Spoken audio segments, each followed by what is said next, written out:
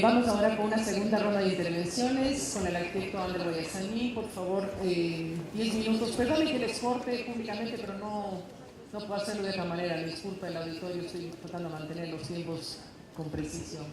Ander, 10 minutos.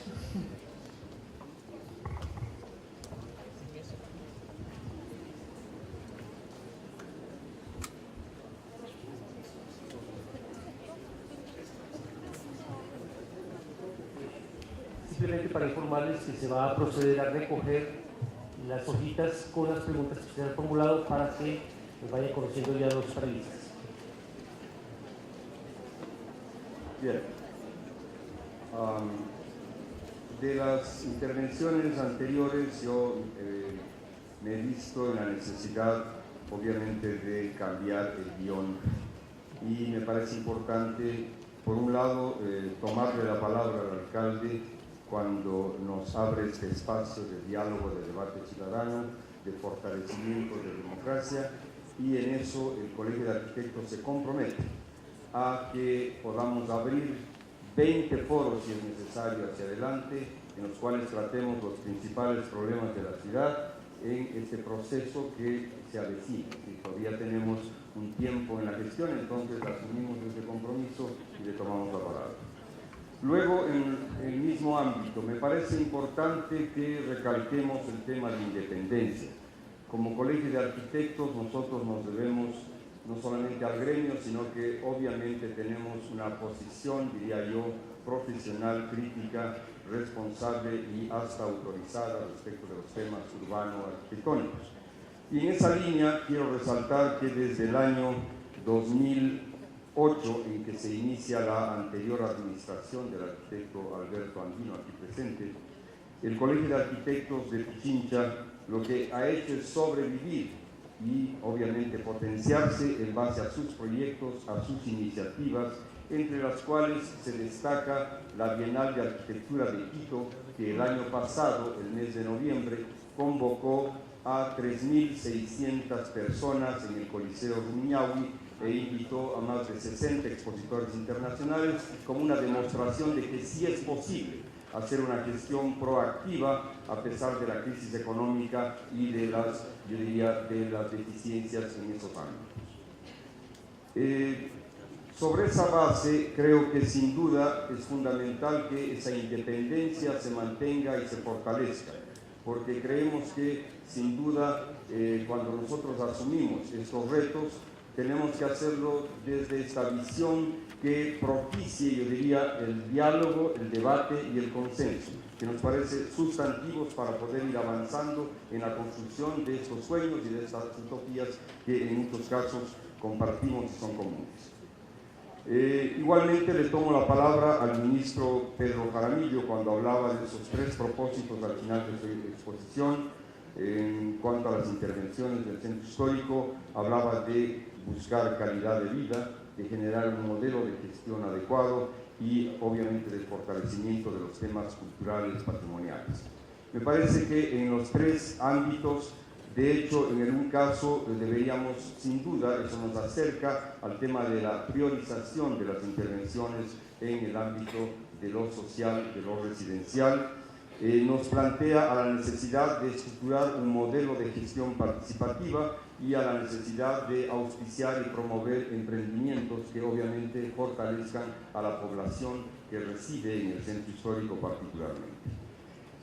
Tenemos obviamente el dato, como el señor alcalde manifestaba, del inventario que se hizo el año pasado, que el municipio requirió de este trabajo al Colegio de Arquitectos y que el Colegio de Arquitectos ya entregó este inventario.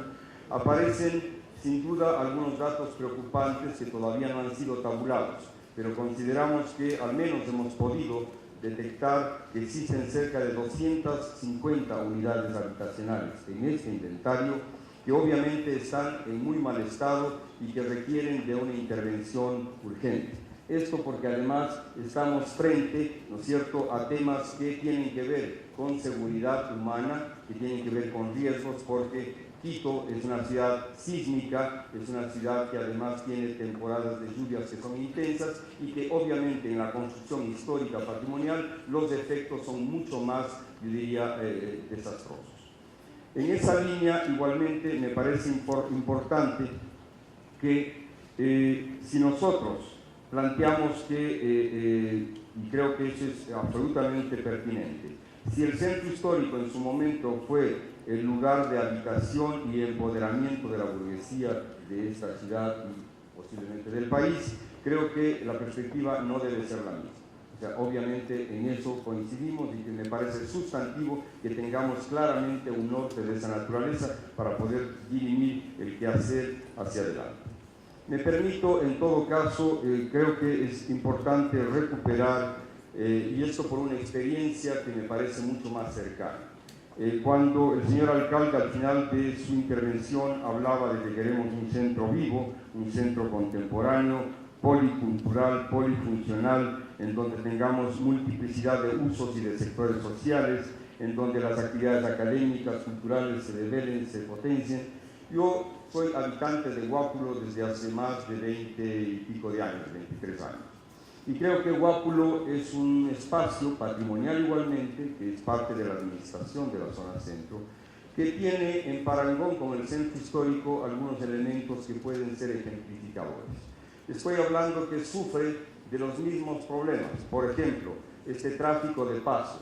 Si en Quito al centro histórico le atraviesan 80.000 autos por día, a nosotros 20. Pero en la escala de Guápulo igualmente ese paso es desastroso porque simplemente nos impide caminar en las calles, no hay aceras, lo cual supone que para los habitantes de Guápulo, y hablo ahora sí como poblador de un área histórica, yo me revelo ante esas inconductas porque debemos privilegiar obviamente al habitante y no al vehículo. O sea, obviamente ese es un derrotero fundamental. Hablo de que Guápulo tiene, sin duda, es un pequeño país.